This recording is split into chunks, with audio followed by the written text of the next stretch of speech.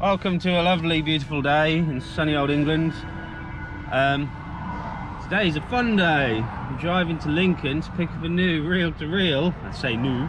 New, 1950s. Yeah, Elizabethan is the name of the brand. And now we're in a traffic jam. Yay! Yay! But soon we're going to make an actual reel-to-reel, old school tape delay later today. Yeah, give me a tape delay. I'm half tempted to actually make the most steampunk tape delay reverb unit you've ever seen. It's going to be cool as We're in the middle of a tune, so we're going to use the tape delay just as it is today. and then make a real thing with it. It's going to be pretty cool. Yes, it is. Let's just plug this bitch in and see if it works. Yeah. You're here for the unboxing. Catching fire? It's your fault, YouTube. So this is the box. Yes, it is. Just Brown. Yes. Mr. Just Brown. Unboxify. It's an Elizabethan Elite 4. So it wasn't a popular 4. It's an Elite 4. Oh, Even better. Bad man. It's actually a 4-track. 1, 4, 2, 3. Great. That's how that works. Yeah. It's a little bit before my time. Look at this microphone as well. That is a quality piece of kit there from 1963, no less. Ish. Well, it was built between 62 and 64, so I'm going with 63. Because I like that number. So we're going to plug it in now and watch it catch fire in front of us. A few weeks, and then she'll be able to talk to her mum and dad on the tape. But anyway, we're all enjoying Sherry here. Bloody hell. Time capsule. Soon to be deleted. It's a voice from the past, ladies and gentlemen. But why is this thing making such a bloody racket? Probably because it's got no earth. How did we fix it? Does anybody know? He's taking it apart. He's only had it for a minute. Well, that's what you do with things, isn't it? Yeah. Take them apart. You never put them back together again. I've got to take these knobbly boots off. I took it apart. Now we can't put it back together, so we have to go to a shop. We have to go and get some solder. We wanted to replace the lead. It's the first port of call, replace the power lead. Possible earth issues. Maybe these transformers are just old and knackered. Who knows? But I'm going to systematically replace bits until it stops making a humming noise. Yeah, but it's still open. It's in slightly less pieces than it was last time the camera was on. More pieces. We've got issues with the playhead. It's being a little bugger. It won't play and record at the same time. So what we're trying to do is work a workaround. I don't think it's recorded anything yet at all, which is slightly annoying. So we're trying. I think there's something in here that when that moves, it switches from recording to playback mode with this motion. And I don't want it to do that.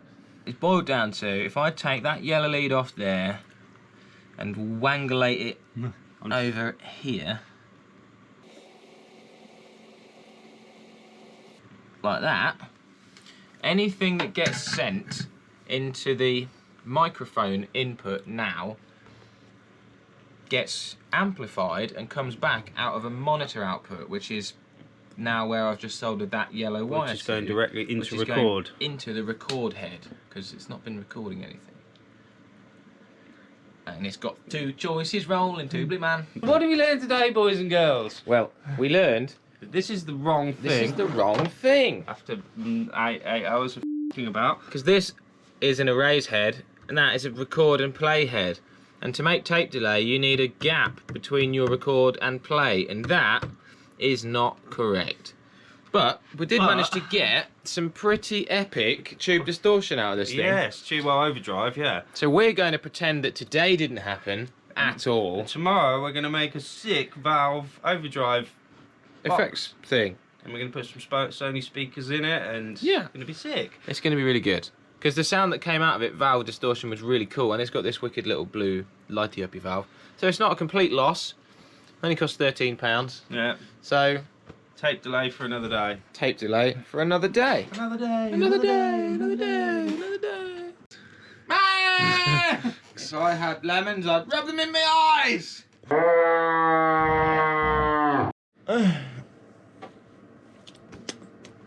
Right, it's day 2. Day 2 on this. And I'm a bit tired. So, to wake myself up, I'm going to rip it into pieces. What do you think, Mr. Brown? I think you need to get the angle grinder out and enough. That's what I think. What do you think, folks? Angle grinder? Okie dokie, folks. As you can see, we now have a valve amp over here and a tape machine over there. Numerous transformers and lots of bolts. Yes, probably don't know where they go anymore, but never mind. Yeah, all we've got to do now is make this little beauty into a really cool little valve amp. I'm still going to use the tape heads because for some reason that was how we were getting distortion yesterday. I don't know why, but I'm going to repeat it. Right, the blue one's connected to the yellow one, green one's connected to the orange one. And all that stuff as well. Yeah. What I've done, ladies and gentle folks, Just completely make it up as he goes along. absolutely, but what I'm trying to do is make it, it's fixed to the table, so essentially we're turning the table into an amplifier very quickly while I work out how the hell to make this work. So I've extended and remade all the wires that connect these transformers up to as long as I think they need to be. Now this is the main power, that's the last one to go onto that transformer, then everything will turn on. Then all we've got to do is work out what the signal path is to make it go in crazy place and make distortion happen. Yep. Because we sort of did it by accident yesterday, and I kind of remember what it was, but it was really convoluted and went through loads of stuff, and I think I can do it easier. Problem is, there's no manual for this kind of thing. It's just like plug and play and hope for the best and hopefully it doesn't catch fire. Yeah. Time will tell. So, well done, Willie. Hours I've spent mixing this track. He's managed to make the most amazing looking tube overdrive you've ever seen. Look at it. Everywhere. So we've got to somehow get that in a box and looking reasonably nice. It sounds though. Oh, what have we done? And the big reveal. Da da da da da da. There's Loads of stuff in there. Yeah. We've vaguely worked out where a box needs to go, and we've cut all the pieces for it. That's the wrong way around, but never mind. So we're going to do that now. The decorations. Yeah, I'm not going to glue the speaker on till the very end, just in case we have any adjustments to do with the electronics. What do you mean, my electronics? Just in case. Right. I don't want to glue it in and then we have to tear the whole box apart. What do you mean tear the old box apart? Right. Very nice box rolling. Yeah, check that box out, ladies and gentlemen. There's several hours of James Brown's life in that box. All we've got to do now is get that mess and that lovely box inside that piece of and then we have made a thing. Overdrive thing. Yeah! They do not build them like this no more. Budget and Scarpa. Yeah, we're just doing it's a post-final test now because we had to take it apart again because it didn't work because we overlooked a bit of laziness. There's a little slider down there that on the tape deck moves from record mode to play mode, and it only actually does anything, this thing, when it's in record mode.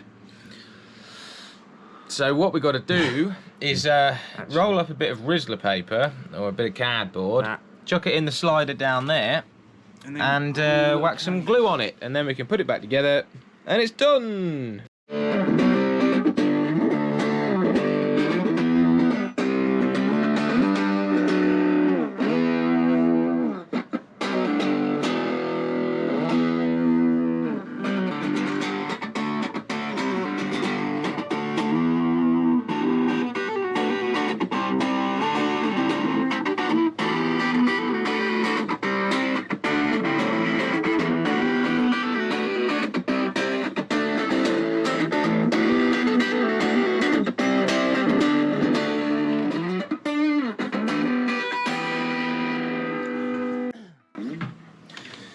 Well, folks, we think it might be a world's first reel-to-reel tube tape butte distortion magic pedal. Now let me show you its real features when you plug the old line out in.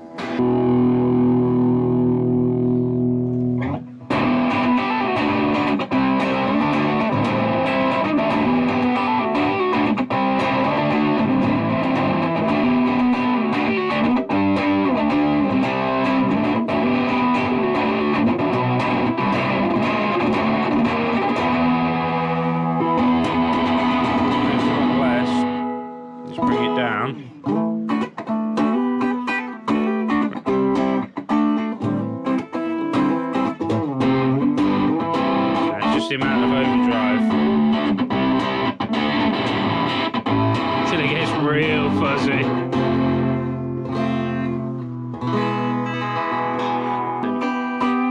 It's out of tune now, so ignore the yeah. tuning. Okay, Oh, yeah. it works. It works. 2 days, blood, sweat and tears and shouting and swearing and horrible bloody soldering. And yeah. Funky looking thing. Still got the player array's head on there. Necessary feature. Homage to the real. Yeah, necessary feature. There's all the gubbins on our free to a good home. It's got a working motor in it. Yeah, it does. That motor works really well. Yeah. And yeah, never going to be used. I've got no use for it. It's a paperweight. Alright, anyway, it works. Yeah, hope you enjoyed it. If you want to make one yourself, don't bother. Get us to do it. Send us all your stuff and we'll make it for you. Probably.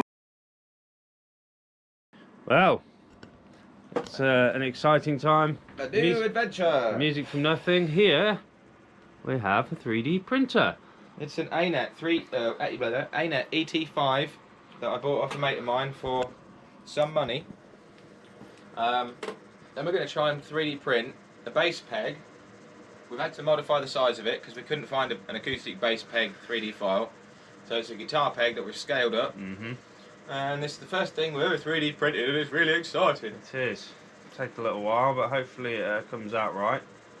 We'll see. Yeah, we We've will. got 2 choices. Yeah, it was about half an hour it said, didn't it? 35 minutes. It Yeah, reckons, so we'll be back in half an hour and hopefully it's doing a real time.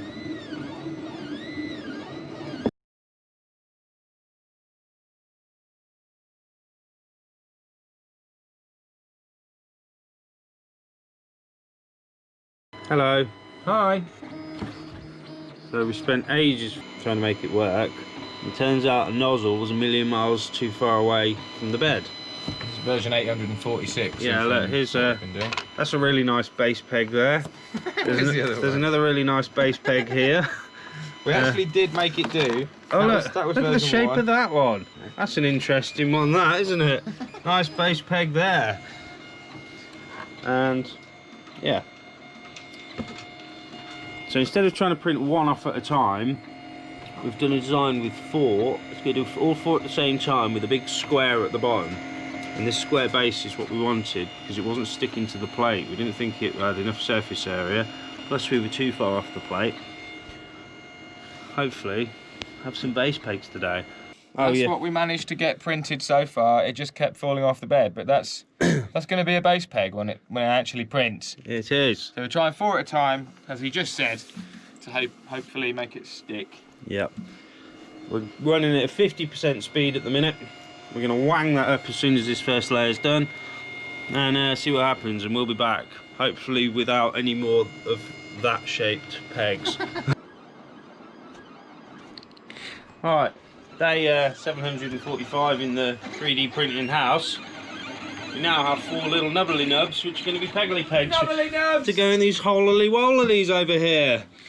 So I'll give you a bit of a close-up inspection of what we're doing. This base, many years old. Big old crack there, beautiful. Lovely job. That nut is cracked. Gonna have to 3D print another one of those. Hopefully that'll be a bit better than these pegs. Look at the scum on that fretboard. That is tasty. Lick it. Will said he wants to eat a sandwich later. Lick it. Currently, I'm sanding off all the varnish on the front of it. Ready for more sanding at a finer grit. Ready for more sanding again at a finer grit. And then... Lichtenberg! Lichtenberg! Yeah, buy a nice base, destroy it. Do a Guernsey job of fixing it up. And then set it on fire. That's the way. It is. It's going to be good when we're done. It is. Yeah, it is. So, yeah, we'll be back.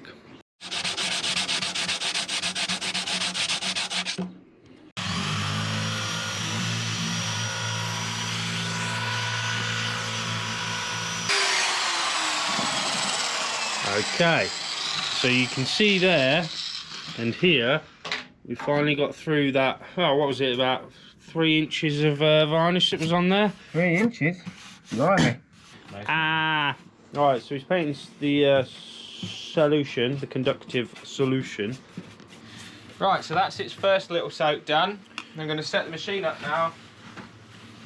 Get ready for Snaffly Blasket. Snaffle blasketing it. We're going for the rat look on this base. Yep. Evidently by the rat look that we've put on the base. Yep, that's what I want. Old and knackered looking. And it definitely does look like that. Yes, it It does. looks super cool, isn't it?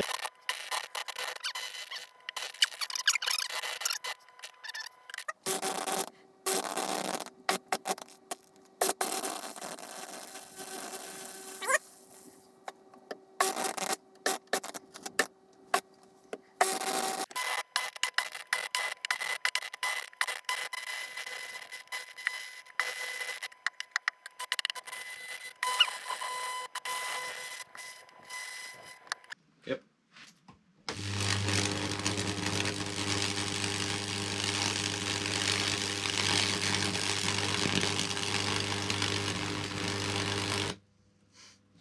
Sick.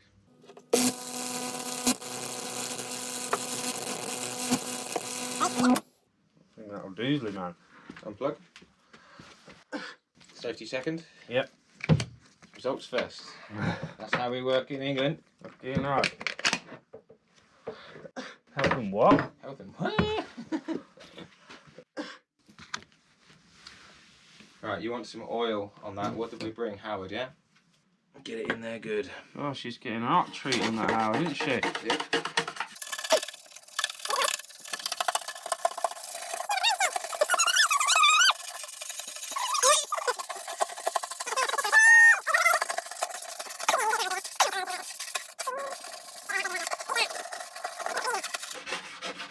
Brushing my base in the evening.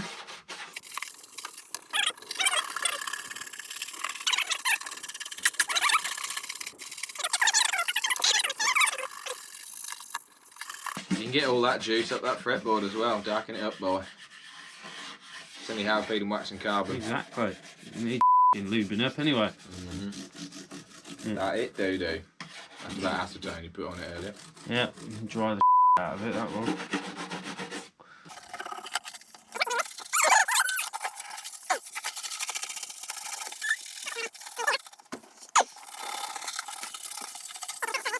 Just make sure that the lines will go in the direction of the wood. So just so if it does leave any carbon lines, they're going the right direction, if you get me. Get me. Oh yeah. Ratty. I do not like this. Filming all these things in the right order. They'll go in post, alright. Yeah, so this is how it came out, strings on. They didn't properly show you how the pegs came out, but they actually look like just wool plugs rammed in. But we do have some more in the post on the way. But it's really cool. The that Howard feed and wax that had all the carbon in, it's really darkened all the neck and the headstock up, and I really like it. Certainly interesting. It is, isn't it? It's cool. Just. How does it sound? It's pretty bright, isn't it? For I've never used these bronze strings before.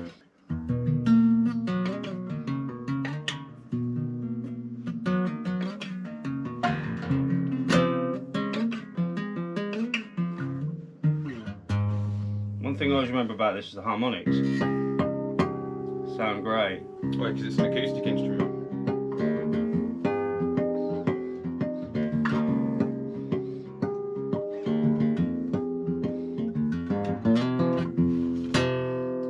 And bass chords as well.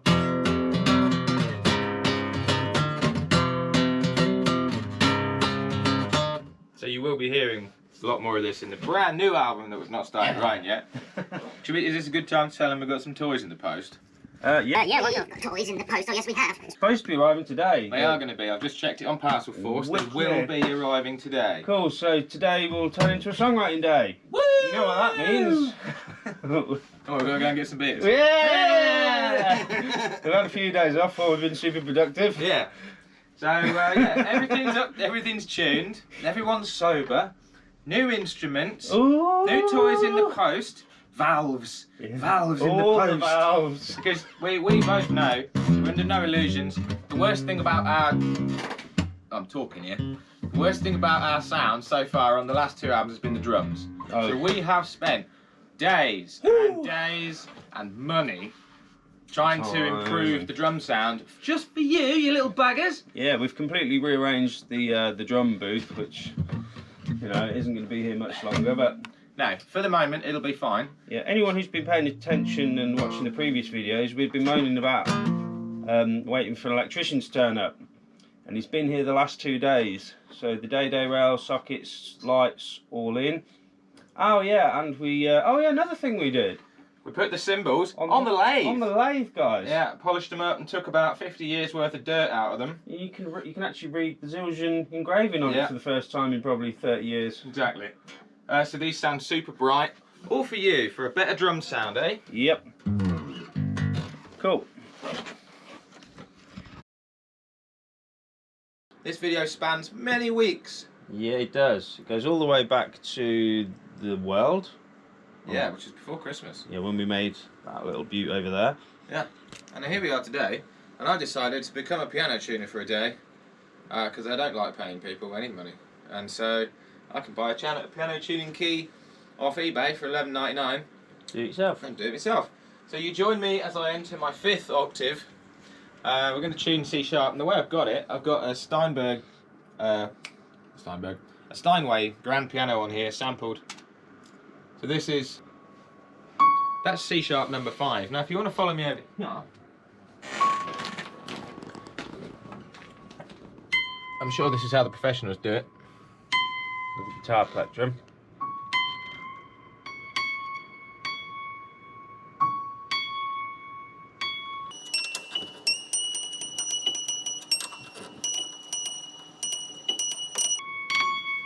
What do you think?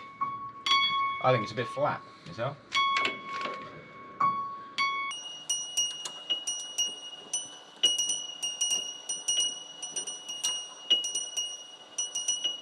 Anyway, it's super annoying, so I'm only going to show you that much of it. Suffice to say, I've done about 100 strings so far, and I'm just really onto the annoying ones. And then we're going to see how it sounds. Yep. My first ever tuned my piano myself thing. We're about to find out if you can tune a guitar, can you tune a piano?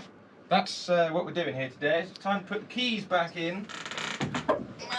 They don't make them like this anymore, are they? The keys, you mean hammers? The hammers, and Guild. The hammersmiths. There's a little lug down there, and they just plop. Is it somewhere? There. There? That looked like the one. On this end. On that end too. Plop. How good a job did he do? Goes on, yeah.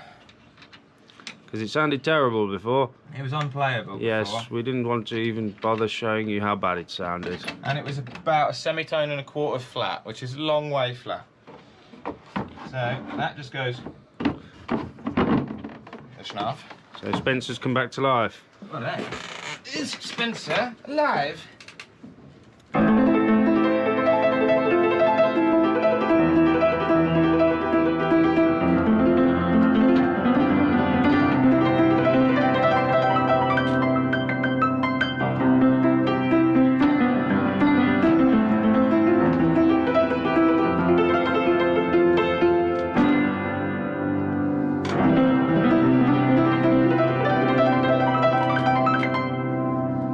It's a lot better than it was rolling to your face. Is it a concert grand piano? Probably not. But Is it in tune?